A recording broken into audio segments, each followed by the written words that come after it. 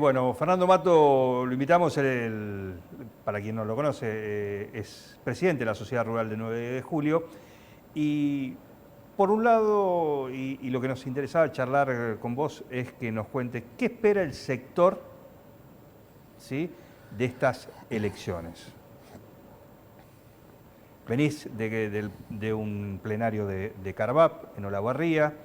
Hoy vimos un poquito lo que dejó ese encuentro en una nota en el noticiero.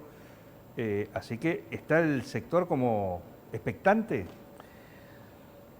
El sector espera de todos los gobiernos que lo dejen trabajar tranquilo, que no haya cambio de reglas constantemente, que haya políticas claras y poder trabajar.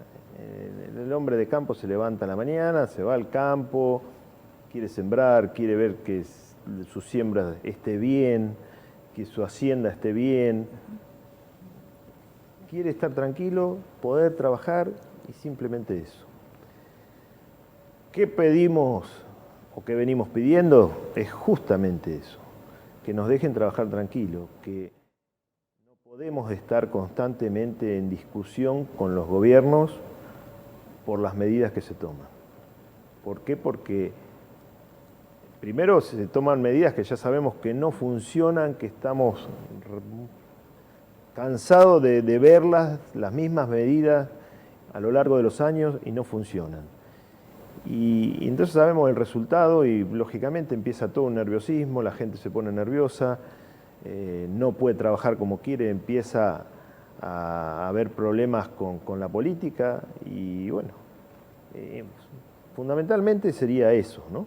Que nos dejen trabajar tranquilo y que haya reglas claras. Hoy estuvo de visita acá en 9 de Julio la vicegobernadora Verónica Magario, y en la conferencia de prensa que brindó dio algunas pautas, por supuesto, una visita de campaña, y en la cual dio algún atisbo de que se estarían levantando las restricciones, por ejemplo, a las exportaciones, algo que el sector viene reclamando. Sí, pero tomémoslo entre comillas. El 30 de agosto termina la resolución de cierre de exportaciones. Ahora, desde Carvap, desde CRA, estamos dialogando permanentemente con algunos funcionarios de gobierno y no hay absolutamente nada, es un mutismo total por parte del gobierno. Hoy acabo de tener una reunión por Zoom con gente de Carvap y justamente se estaba hablando de eso. No hay, el ministro Culfas, que tendría que dar la noticia, no hay absolutamente nada de que se vaya a cambiar. O sea, vence y se dice que va a seguir todo igual. Van a volver con otro decreto a cerrar las exportaciones. Pero no hay nada en concreto, ni que se abra, ni que no se abra. Estamos expectantes a 7, 8 días, sin saber si vamos a tener exportaciones abiertas o no.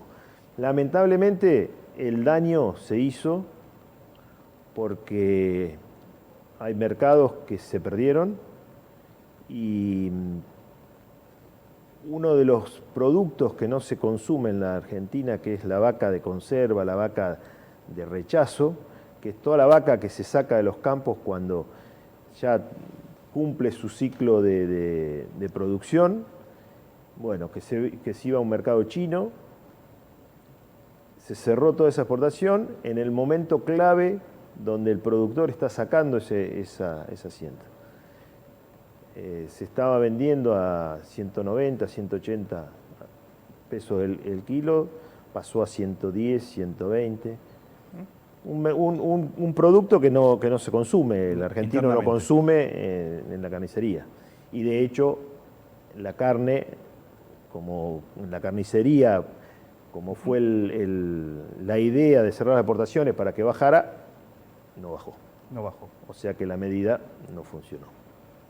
Medidas que, como dijiste al comienzo, ya se han tomado Son medidas, en algunos otros años con otros gobiernos y con estos resultados. Son medidas que se han tomado exactamente iguales. La mesa de los argentinos, como siempre se dice, no peligra porque haya exportaciones. Se exporta un 25, un 30% de la producción.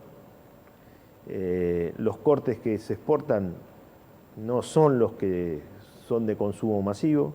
Se pueden hacer otros tipos de convenios, otros tipos de formatos como para que no se cierre una exportación, pero bueno, no sabemos por qué. Este es uno de los puntos, así, con un interrogante, por lo pronto, las exportaciones.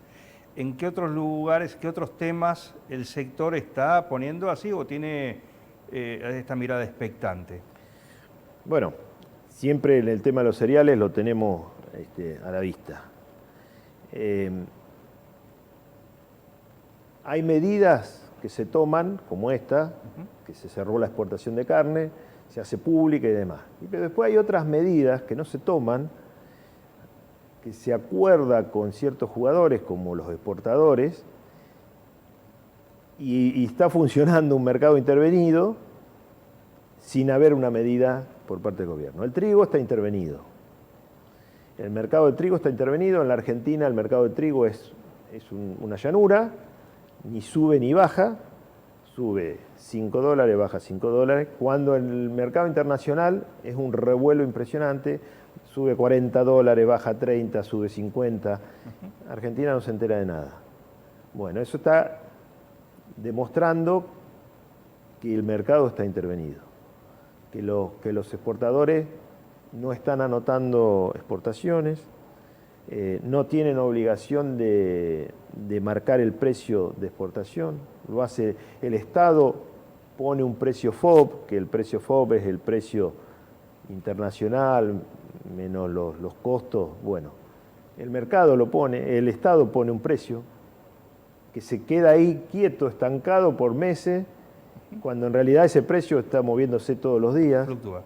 Entonces, bueno, tenemos ahí otro conflicto que es ese mercado que está intervenido. Tenemos miedo que pase exactamente lo mismo con el maíz y que, bueno, que en algún momento siempre está las retenciones dando vuelta, ¿no? Pero ahí hay otro actor más allá del Estado. Por supuesto. Las cadenas tienen un montón de actores. En la cadena de la carne, los actores son todos perjudicados. Por eso en este consejo que hicimos este sábado en Carvap, estuvieron todos los actores de la cadena, los frigoríficos, algunos, porque siempre después están los que no son perjudicados. Los trabajadores estuvieron en esa reunión, hablaron, digamos, fueron los que expusieron. ¿Por qué? Porque al cerrar la exportación hay frigoríficos que son pura y exclusivamente de exportación. Y esos frigoríficos, al no trabajar con exportación, empiezan a decaer, mantener su personal hasta ahí, pero después empiezan los despidos. Bueno, eso fue lo que dijo la cadena de la carne. Ahora, en la cadena de cereal es distinto porque, bueno, hay otros jugadores, como los exportadores, que, bueno, están hacen su juego, cazando en el zoológico, como quien diría. Claro que sí. Hacen su juego. Claro que sí. Y el productor es el más sensible de toda la cadena porque es el último. Todos los costos de la cadena, todos los inconvenientes de la cadena, los termina pagando el último, que es el productor. Como así también el consumidor. Por supuesto, ese productor es diferente del productor chico al productor grande, a la empresa. Porque a veces cuando se habla del campo, el campo reclama o dice esto, digo, en relación a aquellos que conocen el campo o la actividad de oído o no son parte. En realidad, a ver, una empresa con un volumen, digamos, un campo medianamente grande, con mayores posibilidades de compra y demás, tiene mayor defensa. Pero la afectación es la misma para todos. Si a vos te tocan el número de ingresos y bueno, te afecta de cualquier lado. Vos podrás tener mejor condición de compra para andar mejor, pero también te afecta. En realidad, esa historia de que el campo son los grandes empresas, los grandes terratenientes, sí las hay, no voy a decir que no, pero hay 200.000, 250.000 productores en el país, hay de todo tipo de tamaño. En 9 de julio hay empresas que son grandes, que se puede decir grandes para 9 de julio, pero vos las tirás al mercado y dices, ¿cuántas empresas grandes, que esos pools? 20. El resto son grandes, pero no tan grandes, medianas, y hay un montón de chicos. Entonces, esa historia que hay de que el campo son los grandes terratenientes, no. Lógicamente, ante todos estos vaivenes y ante todas estas complicaciones, el que tenía 20 vacas, lo matan con el precio y sí, tiene que vender 2 vacas más para vivir. Si tenía que vender 5 para vivir, ahora tiene que vender 7 y así se va comiendo el capital. Claro. Te llevo a un escenario local en relación a algo que la sociedad rural propuso, sugirió a través de una carta días atrás, que tiene que ver con este pedido de que los doctores Mignes y Zapata, que son los dos precandidatos también, que conforman el comité de crisis, se alejasen, se apartasen, tomasen licencia de su función justamente en el comité de crisis, ya que estaba armado para un tema, el tema de salud, de la pandemia, acá a nivel local, pero la sugerencia iba para que no se meta la campaña en el comité de crisis. ¿Cómo surgió esa idea? Esa idea fue una idea que se trabajó bastante en comisión directiva. El pensamiento que tenemos en la comisión directiva y hablando con mucha gente, es que hay cosas, hay sectores, hay lugares que no son de la política y que a veces la política, en este afán de estar y de llegar, y como que se adueña de esos lugares.